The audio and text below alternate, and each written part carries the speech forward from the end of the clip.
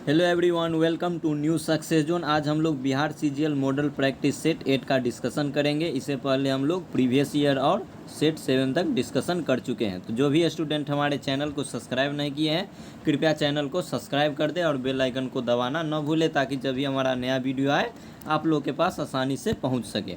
आइए देखते हैं पहला सवाल क्या है। तो पहला सवाल है, सिंधु घाटी सभ्यता से प्राप्त पशुपति सील पर किस जानवर का अंकन नहीं किया गया है? तो इसका आंसर हो जाएगा बाघ। बाघ का पशुपति सील पर अंकन नहीं किया गया है। अगला सवाल है, पंचायतों की वित्तीय स्थिति की सिफारिश राज्य वित्त आयोग द्वारा किसे की जाती है? तो ये राज्यपाल के द्वारा किया जाता है।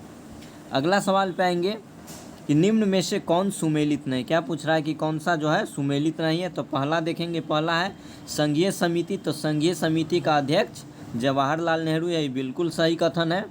उसके बाद प्रारूप समिति, इसका अम्बेडकर है, ये भी बिल्कुल सही है। संचालन समिति, ये बिल्कुल गलत है। संचालन समिति के जो अध्यक्ष है वह है डॉक्टर राजेंद्र प्रसाद। और ये पूछे कि कार्य संचालन समिति के अध्यक्ष कौन है, तब क्या हो जाएगा? के.एम. मुंशी। उसके बाद राज्य समिति का अध्यक्ष है वह जवाहरलाल नेहरू है। तो इस तरीके से आपका आंसर हो जाएगा संचालन समिति। अगला सवाल है, सबसे पुराना युग क्या है? पूछ रहा है कि सबसे पुराना युग कौन है? तो ये हो जाएगा आर्कियन युग, जो है यह सबसे पुराना युग है। अगले सवाल पे आएंगे। अगला सवाल है, मंत्रिपरिषद सामूहिक रूप से, मंत्रिपरिषद जो होता है सामूहिक रूप से किसके प्रति उत्तरदायी होता है? तो ये लोकसभा के प्रति उत्तरदायी होता है, आर्टिकल 75(3) के तहत। अगला सवाल है कि बीटिंग रिट्रीट उत्सव मनाया जाता है। तो ये उत्सव मनाया जाता है 29 जनवरी को। कब मनाया जाता है? 29 जनवरी को। अगला सवाल है, 1767 ईस्वी में बंगाल का सर्वेयर जनरल किसे बनाया गया था? तो इसका आंसर हो जाएगा मेजर रेनेल। अगले सवाल पे आएंगे कि जोस्कर श्रेणी जो है निम्न में से किस हिमालय के अंतर्गत आता है? जोस्कर श्रेणी में कौन कौन सा हिमालय आता है? तो जोस्कर श्रेणी ट्रांस हिमालय के अंतर्गत आता है। ट्रांस हिमालय के अंतर्गत काराकोरम, लद्दाख और जोस्कर श्रेणी आया था। ये सवाल बिहार एसआई में 2017 में पूछा जा चुका है। अगला सवाल पे आएंगे, पूर्ण स्वराज का लक्ष्य कांग्रेस के किस अधिवेशन में पारित किया गया था? पूछा जा रहा है कि पूर्ण स्वराज का लक्ष्य कांग्रेस के किस अधिवेशन में पारित किया गया था? तो ये लाहौर अधिवेशन था और ये 1929 में हुआ था और इसका अध्यक्षता जवाहरलाल नेहरू के द्वारा किया गया था। और इसी अधिवेशन के दौरान रावी नदी के तट पर पहली बार तिरंगा झंडा को लहराया गया था। अगला सवाल है, हेवलॉक द्वीप का नाम बदलकर क्या किया गया है? तो हेवलॉक द्वीप का जो नाम बदला गया है उसका नाम रखा गया है स्वराज द्वीप, जबकि नील द्वीप का नाम क्या रखा गया है? शहीद द्वीप। नील द्वीप का क्या कर दिया गया है? शहीद द्वीप। और रॉस द्वीप का जो नाम था उसको बदल कर दिया गया है नेताजी सुभाष चंद्र बोस द्वीप। अगला सवाल पे आएंगे। अगला सवाल है, निम्न में से कौन सा मिलान सही है? तो यहाँ से देखेंगे किस वंश की राजधानी कहाँ है। तो पहला है तो अंग की राजधानी चंपा है। उसके बाद हो जाएगा काशी, तो काशी का राजधानी हो जाएगा वाराणसी। उसके बाद कौशल का राजधानी हो जाएगा श्रावस्ती और वत्स का राजधानी क्या हो जाएगा? कौशाम्बी। तो इस तरीके से आप लोग का आंसर हो जाएगा ऑप्शन बी। अगला सवाल है, इसमें क्या करना है? मिलान करना है। और ये देखेंगे कल्प, पहला है कल्प। तो कल्प ये जो था यज्ञ से संबंधित था। छंद का शब्द था, शब्दों की उत्पत्ति से। निरुक्त का संबंध है मंत्र से। शिक्षा का संबंध है उच्चारण से। ये चारों क्या थे? तो ये वेदांग थे। वेदों की रचना के लिए वेदों के अध्ययन करने के लिए वेदांग का रचना किया गया था और वेदांग की संख्या 6 थी और इसमें 4 दिया गया है, जबकि 2 और था, उसका नाम था, आप लोग नोट डाउन कर लेंगे। 5वां का नाम था व्याकरण और 6ठा का नाम था ज्योतिष। व्याकरण में शब्दों का बोध होता है और ज्योतिष जो 6ठा वेदांग था उसका मतलब होता है काल का ज्ञान। अगला सवाल है, 73वां संविधान संशोधन कहाँ लागू नहीं किया गया था। पूछ रहा है कि 73वां संविधान संशोधन था, कहाँ लागू नहीं किया गया था। तो ये जो था ये मणिपुर, मेघालय और जम्मू कश्मीर में लागू नहीं किया गया था, जबकि नागालैंड में लागू किया गया था। इस तरीके से आपका आंसर हो जाएगा ऑप्शन डी 1, 2, 3। अगले सवाल पे आएंगे। अगला सवाल है सिडबी का पूरा नाम क्या है। तो सिडबी का पूरा नाम क्या है। तो इसका आंसर हो जाएगा option A small industries development bank of India. और सिडबी का स्थापना किया गया था 1990 में। कब किया गया था? 1990 में। अगले सवाल की ओर बढ़ेंगे। दांचीग्राम राष्ट्रीय उद्यान किस जानवर का संरक्षण करता है। दांचीग्राम जो है यह संरक्षण करता है कश्मीरी हिरन का। और दांचीग्राम नेशनल पार्क जो है यह जम्मू कश्मीर में है। कहाँ पर है दोस्तों? जम्मू कश्मीर में। अगले सवाल की ओर बढ़ेंगे। सिंह सभा का स्थापना कहाँ किया गया था। सिंह सभा का स्थापना किया गया था पंजाब में किया गया था। और इसका जो स्थापना किया गया था 1873 में किया गया था पंजाब के अमृतसर में। कहाँ पर? अमृतसर में। अगला सवाल है ताजिकिस्तान की राजधानी कहाँ है। तो ताजिकिस्तान की जो राजधानी है वो है दुशांबे। क्या है दोस्तों? दुशांबे। अगले सवाल की ओर कुछ करेंगे। अगला सवाल है अनुच्छेद 117। अनुच्छेद 117 जो है इसका संबंध किससे है। तो इसका संबंध जो है यह वित्त विधेयक से है। जबकि धन विधेयक पूछे तो धन विधेयक का संबंध है 110 आर्टिकल से। अगला सवाल है वर्धमान महावीर का जन्म कब हुआ था। वर्धमान महावीर का जो जन्म हुआ था वह 540 ईसा पूर्व में हुआ था। कब हुआ था? महावीर का जन्म 540 ईसा पूर्व में हुआ था। किसके अनुसार? तो ये दिगंबर के अनुसार हुआ था। अगर ये पूछे कि महावीर का जन्म श्वेतांबर के अनुसार कब हुआ था, तो श्वेतांबर के अनुसार हुआ था 599 BC में। अगले सवाल पे आएंगे। ट्रेन 18 जो है इसका नया नाम क्या है। ट्रेन 18 का नया नाम है वंदे भारत एक्सप्रेस। अगला सवाल है जनसांख्यिकी लाभांश क्या होता है। तो जनसांख्यिकी लाभांश जो होता है 15 से 59 वर्ष की कार्यशील जनसंख्या को जनसांख्यिकी लाभांश कहा जाता है। अगला सवाल है डाक संशोधन विधेयक में पॉकेट बीटों क्या है दोस्तों। डाक संशोधन विधेयक में पॉकेट बीटों का प्रयोग किस राष्ट्रपति के द्वारा किया गया था। तो ये किया गया था भारत के 7वें नंबर राष्ट्रपति ज्ञानी जेल सिंह के द्वारा किया गया था। अगले सवाल पे आएंगे। महाराजा धीराज की उपाधि अपनाने वाला पहला गुप्त शासक कौन था। कौन सा उपाधि है? महाराजा धीराज की उपाधि पहनने वाला पहला गुप्त शासक था, उसका नाम क्या था। तो उसका नाम था चंद्रगुप्त प्रथम। अगला सवाल है कौन खाद्य श्रृंखला का निर्माण करता है। तो खाद्य श्रृंखला को निर्माण करेगा ये हो जाएगा घास हो जाएगा, उसके बाद हिरन हो जाएगा, उसके बाद शेर हो जाएगा। तो ऑप्शन सी आपका राइट आंसर है। अगला सवाल है नील दर्पण जो है यह पुस्तक किसके द्वारा लिखा गया। यही बहुत ही बेहतरीन सवाल है और ये जनरली आपको लगभग पेपर में देखने को मिल जाता है। तो इसका आंसर हो जाएगा दीनबंधु मित्र। अगला सवाल है निकोलो कांटी नामक इतालवी यानी कि इटली यात्री किसके शासनकाल में भारत आया था। तो इसका आंसर हो जाएगा देवराय प्रथम। देवराय प्रथम के शासनकाल में निकोलो कांटी जो कि एक इटली का यात्री था भारत आया था। उसके बाद देवराय द्वितीय के शासनकाल में अब्दुल रजाक भारत आया था। देवराय द्वितीय के शासनकाल में अब्दुल रजाक आया था। और कृष्णदेव राय के शासनकाल में डोमिंगो पायस भारत का भ्रमण किया था। अगला सवाल है अवध के ब्रिटिश साम्राज्य में मिलन के समय अवध का नवाब कौन था। तो मिलन के समय अवध का जो नवाब था वह था वाजिद अली शाह। और अवध का जो संस्थापक था कौन था? शहादत खान था। कौन था दोस्तों? शहादत खान। अगला सवाल है कि गायत्री मंत्र की रचना किसके द्वारा किया गया। तो गायत्री मंत्र को जो रचा था वह विश्वामित्र के द्वारा इसकी रचना किया गया था। अगला सवाल है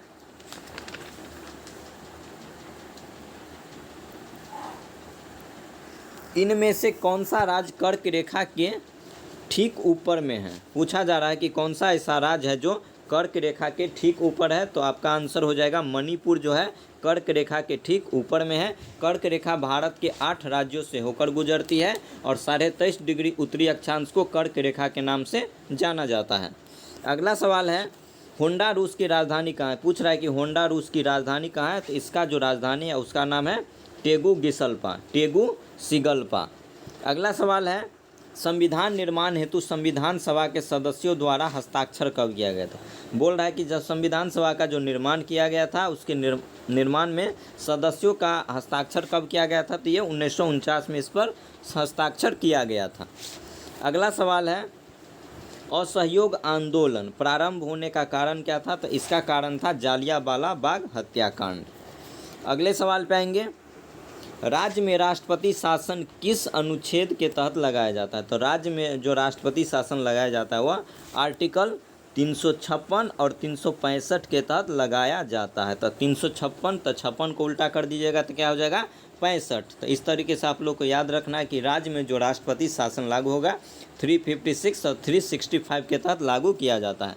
तो आपका आंसर हो जाएगा ऑप्शन डी 2 और 4।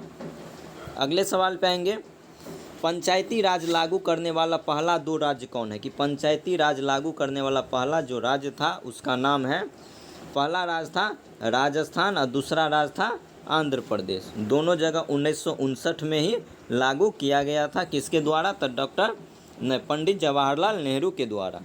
अगले सवाल पे आएंगे, नतांग की नेशनल पार्क कहाँ है? कौन सा पार्क है? नतांग की नेशनल पार्क। तो 9 से नतांग की या 9 से नागालैंड आप लोग याद रखेंगे। अगला सवाल है, भारतीय संविधान सभा में कुल कितने भाग हैं? तो भारतीय संविधान में जो कुल भागों की संख्या है वह है 22। कितने हैं दोस्तों भाग? और अनुसूचियों की संख्या कितनी है? 12 है। और अनुच्छेद की संख्या कितनी है? तो 395 है। अगले सवाल पे आएंगे, आपातकाल की घोषणा होने के 1 महीने के अंदर किस संस्था से पारित होना जरूरी होता है? तो दोनों सदनों से पारित होना जरूरी होता है। अगला सवाल है, पूर्व पश्चिम गलियारा में पूर्वोत्तर भाग कौन है? तो पूर्वोत्तर भाग जो है यह सिलचर है। क्या है दोस्तों? सिलचर है। और इसका विस्तार कहाँ तक है? तो इसका जो विस्तार है सिलचर से लेकर पोरबंदर तक है। अगले सवाल पे आएंगे, हम्बनटोटा बंदरगाह किस देश में? पूछा जा रहा है कि हम्बनटोटा बंदरगाह किस देश में है? तो ये श्रीलंका में है। और इस बंदरगाह का नाम श्रीलंका के पूर्व राष्ट्रपति के नाम पर रखा गया था। अगला सवाल पे आएंगे, डेट्रायट नामक नगर जो है वह किसके लिए प्रसिद्ध है? तो ये जो प्रसिद्ध है ऑटोमोबाइल के लिए प्रसिद्ध है। और डेट्रायट एक नगर है कहाँ का? तो यूएसए का, अमेरिका का एक नगर है जो डेट्रायट के नाम से जाना जाता है। वह ऑटोमोबाइल उद्योग के लिए फेमस है। अगले सवाल पे आएंगे, अगला सवाल है, अशोक के शिलालेख को सर्वप्रथम किसने अशोक का जो शिलालेख था पहली बार किसके द्वारा पढ़ा गया था? तो जेम्स प्रिंसप के द्वारा अशोक के शिलालेख को पढ़ा गया था। कौन सी संसदीय समिति जो है कैग के ऑडिट रिपोर्ट की जांच करता है? ऐसा कौन सा संसदीय समिति है जो कैग के ऑडिट रिपोर्ट की जांच करेगा? तो ये हो जाएगा लोक लेखा समिति। और लोक लेखा समिति में सदस्यों की संख्या 22 है। 15 लिया गया है लोकसभा से और 7 लिया गया है राज्यसभा से। और प्राक्कलन समिति को लोक लेखा समिति का जुड़वा बहन के नाम से जाना जाता है। अगले सवाल पे आएंगे, भारत में श्वेत क्रांति का जनक कौन है? तो भारत में श्वेत क्रांति का जो जनक है वह डॉक्टर वर्गीज कुरियन को माना जाता है। अगला सवाल है, बिहार में अंतर्जातीय विवाह प्रोत्साहन योजना के तहत कितनी राशि दी जाती है? तो बिहार में जो अंतर्जातीय विवाह प्रोत्साहन योजना है इसके तहत कुल 1 लाख रुपये की राशि प्रदान की जाती है। अगला सवाल है, अंतर्जातीय परिषद का सदस्य नहीं होता है। पूछ रहा है कि अंतर्जातीय परिषद जो होता है इसका सदस्य कौन नहीं होता है? तो इसका आंसर हो जाएगा राज्यपाल। क्या हो जाएगा दोस्तों? राज्यपाल। जबकि राज्यों के मुख्यमंत्री, प्रधानमंत्री और कैबिनेट स्तर के मंत्री जो होते हैं अंतर्राज्यीय परिषद के सदस्य होते हैं। अगला सवाल है, अंतर्राष्ट्रीय जैव विविधता दिवस कब मनाया जाता है? तो ये 22 मई को प्रतिवर्ष मनाया जाता है। अगला सवाल है, 1919 और 20 में दरभंगा किसान आंदोलन के प्रमुख नेता कौन थे? 1919-20 में जो दरभंगा किसान आंदोलन जो हुआ था उसका जो प्रमुख नेता था उसका नाम था सहजानंद सरस्वती। अगला सवाल है, एक सींग वाला राइनो या गेंडा किस राज्य में पाया जाता है? तो ये असम के काजीरंगा नेशनल पार्क में पाया जाता है। कहाँ पाया जाता है एक सींग वाला गेंडा? तो असम के काजीरंगा नेशनल पार्क में पाया जाता है। अगला सवाल है, नागोया प्रोटोकॉल जो है यह कब प्रभावी हुआ था? तो नागोया प्रोटोकॉल यह जो प्रभावी हुआ था ये 2014 ईस्वी में यह प्रभावी हुआ था। अगला सवाल है कि पृथ्वी दिवस कब मनाया जाता है? तो पृथ्वी दिवस जो है यह 22 अप्रैल को मनाया जाता है और विश्व जल दिवस जो है यह 22 मार्च को मनाया जाता है। जल दिवस पूछे तो 22 मार्च और पृथ्वी दिवस पूछे तो 22 अप्रैल। अब साइंस वाले पोर्शन पे आते हैं। पहला सवाल है प्रकाश संश्लेषण किससे होता है? प्रकाश संश्लेषण जो है यह किससे होता है? तो ये क्लोरोफिल से होता है। अगला सवाल है कि गर्भ में पल रहे बच्चे को पोषण निम्न में से किस माध्यम से प्राप्त होता है? तो ये प्लेसेंटा के माध्यम से प्राप्त होगा। क्या हो जाएगा दोस्तों? प्लेसेंटा। तो इसका आंसर हो जाएगा ऑप्शन ए, प्लेसेंटा। अगला सवाल है कि ग्लोबल वार्मिंग किस गैस से होता है? तो ग्लोबल वार्मिंग जो होता है यह पृथ्वी पर होता है। कार्बन डाइऑक्साइड की मात्रा में वृद्धि होने से पृथ्वी पर क्या होता है? ग्लोबल वार्मिंग की कंडीशन देखी जाती है। अगला सवाल है कि उत्पादक और खाने के क्रम को क्या कहते हैं? तो उत्पादक क्या है दोस्तों? उत्पादक। और खाने का जो क्रम होता है उसे कहा जाता है खाद्य श्रृंखला। जैसे क्या हो जाएगा? टिड्डा को क्या खाएगा? मेढक खाएगा, और मेढक को कौन खा लेगा? सांप खा लेगा। ये क्या है? एक प्रकार का खाद्य श्रृंखला है। अगला सवाल है आनुवांशिकता की सबसे छोटी इकाई क्या है? तो आनुवांशिकता की जो सबसे छोटी इकाई होती है वो होता है जीन। अगला सवाल है डिऑक्सीजनित रुधिर जो होता है शरीर से किस में आता है? तो शरीर से यह दायां निलय में आएगा। किस में आएगा दोस्तों? दायां निलय में। अगले सवाल पे आएंगे कि प्रारंभिक खाद नहीं है। पूछ रहा है कि प्रारंभिक खाद नहीं है, तो दूध जो होगा, दूध प्रारंभिक खाद के अंतर्गत नहीं आता है, जबकि सब्जी, फल एवं अनाज ये तीनों ऐसे हैं जो प्रारंभिक खाद के अंतर्गत शामिल किया जाता है। अगला सवाल है कि भारत में जो प्रत्यावर्ती धारा यानी कि अल्टरनेटिंग करंट या एसी का मान कितना होता है? तो ये 50 हर्ज होता है। तो भारत में जो होता है अल्टरनेटिंग करंट का जो वैल्यू होता है उसका फ्रीक्वेंसी होता है 50 हर्ज। अगला सवाल है टीका रोग किससे होता है? तो टीका रोग किससे संबंधित है? तो टीका रोग का संबंध है मूंगफली से, और टीका रोग जो है यह कवक के कारण होता है। और ये कैसा रोग है? तो कवक जनित रोग है। अगले सवाल पे आएंगे ट्राइबेसिक एसिड क्या है? तो ट्राइबेसिक एसिड जो होगा यह फॉस्फोरिक अम्ल को ट्राइबेसिक एसिड के नाम से भी जाना जाता है। अगला है एस्कॉर्बिक अम्ल जो होता है किस विटामिन का नाम है? तो ये विटामिन सी का नाम है। और विटामिन सी की कमी के कारण कौन सा रोग होता है? तो स्कर्वी नामक रोग हो जाता है। अगला सवाल है कौन ईंधन बायो ईंधन का उदाहरण है? पूछ रहा है कि कौन सा ऐसा ईंधन है जो बायो ईंधन का उदाहरण है? तो इसका आंसर हो जाएगा नाभिकीय ऊर्जा किसका उदाहरण है? तो बायो ईंधन का उदाहरण है। अगला सवाल है इलेक्ट्रॉनिक विन्यास 287 वाला अधातु तत्व कौन है? तो ये हो जाएगा क्लोरीन का जो परमाणु संख्या होता है 17 होता है, और इसका जो इलेक्ट्रॉनिक विन्यास लिखेंगे तो कितना हो जाएगा? पहले 2 हो जाएगा, 8 हो जाएगा और 7। तो 2 8 2 7 7 17। तो किसका हो जाएगा? क्लोरीन का। अगला सवाल है जाइलम का क्या कार्य होता है? पूछा जा रहा है कि जाइलम जो है इसका महत्वपूर्ण कार्य क्या है? तो ये जल का संवहन करेगा। अगले सवाल पे आएंगे इनमें से रासायनिक परिवर्तन नहीं है। पूछा जा रहा है कि इनमें से कौन रासायनिक परिवर्तन नहीं है? तो इसका आंसर हो जाएगा पानी का उबलना एक प्रकार का क्या है? तो ये भौतिक परिवर्तन का उदाहरण है। अगले सवाल पे आएंगे